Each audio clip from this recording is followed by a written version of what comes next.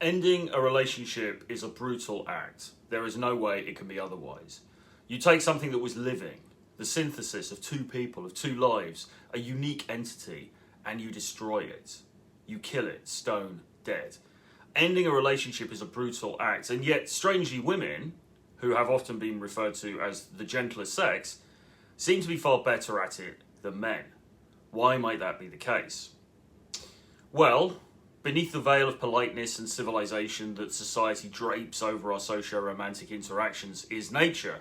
And nature is neither kind nor unkind. It simply acts according to necessity. Survival and replication are the only two factors that count. Your feelings are immaterial. And women feel the cold hand of that necessity far earlier than men do. Of course, just like with everything else, you shouldn't generalise. There are certainly men, fuckboys let's call them, who relish in breaking off relationships and breaking women's hearts, but my sense is that they are few and far between. I recall once working with a guy who pretty much ticked all the dark triad boxes. He was telling me one time about how he had a relationship with a woman we both worked with and how he had ended it. I squeezed her heart and crushed it, he told me with a smile, clenching his fist in order to better illustrate his point. Most men I know are not like this though. Most men I know feel a lot of guilt about even the prospect of hurting a woman emotionally, and they feel terrible once they have done so. It is not something they take lightly, nor do they enjoy doing it. And even once it's done, they feel bad about it for a long time afterwards. But speak to almost any man, and they will have a story about having been brutally ejected from a woman's life. One day, she told me she was madly in love with me. The next, she was out of my life forever. It's like a light switch. 1 minute it's on, the next it's off. And indeed, this phenomenon has been referred to as the light switch effect. And if you've ever made the mistake of meeting up with a former girlfriend after she's dumped you, then you may well have been shocked by how cavalierly she now views the whole thing. How are you simply carrying on? Well, I'm sitting here distraught, I said to one young woman once. She shrugged. I'm getting on with life, she said airily, without a care in the world. I think she rather enjoyed seeing me suffer. I think she liked the fact that she had hurt me so badly. I think she liked the momentary feeling of power and significance it gave her. I once briefly dated a very beautiful girl in Manchester. I was working as a barman when I met her. She was from a posh suburb where all the millionaire footballers come from. I recall I had a conversation with her about the difficulty of finishing relationships with people. They can be so difficult conversations, can't they? I said. They can be such difficult conversations. She shook her pretty blonde head. Oh no, I don't mind telling people that it's over, she replied. She said it without a care in the world. But there are real reasons for such insouciance, not mere sadism.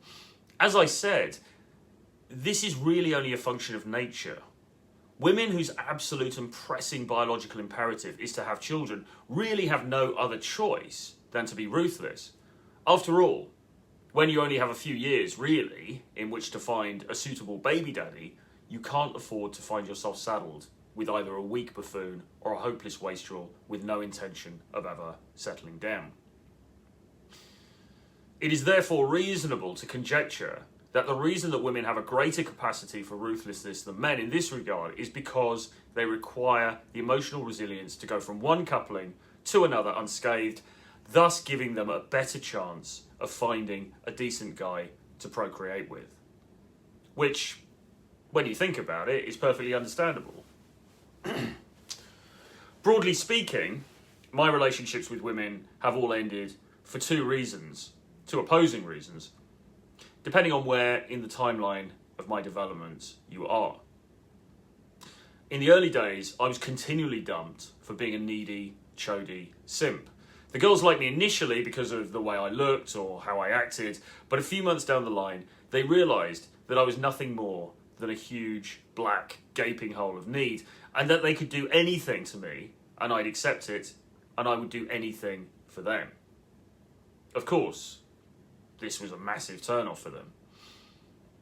Later, though, when I learned more about life and my value, and sorted out some of those inner demons, as well as falling into my own self-centered solipsism, I would get dumped for being too aloof, too uncaring.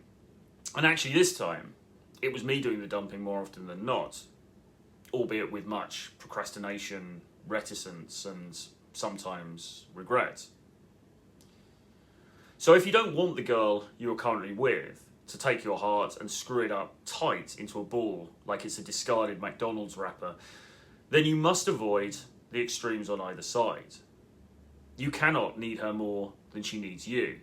And if you do, you must do your very best to hide it.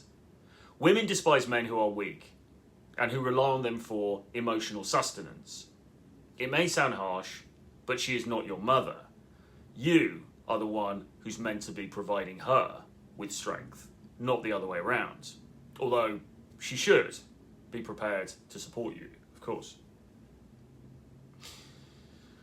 But you cannot be too remote either. You must give her the promise of some kind of future.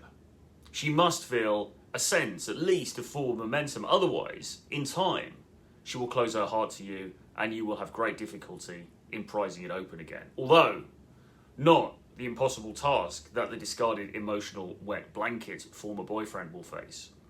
You must navigate that tricky but essential middle ground if you are to avoid flipping off her light switch forever. And that, of course, depends on the kind of life that you want to have, the kinds of sacrifices you are willing to make, and the shades of compromise you are willing to accept. Far too many guys, even the aloof bastards, end up going along with whatever she wants simply because they can't face the thought of life without her.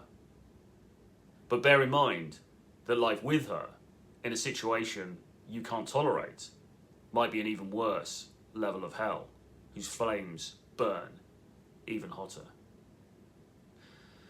If you'd like to support me and my work, then you can support me on Patreon for just $5 a month, link below.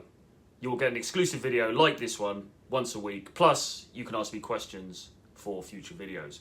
If you'd like a free call with me to discuss your own particular dating situation, then hit the link in the description below. You can also check out my bundle of 11 books about dating, sex, and the dating marketplace called Renegade Dating Blueprint. Again, the link is in the description below. See you next time.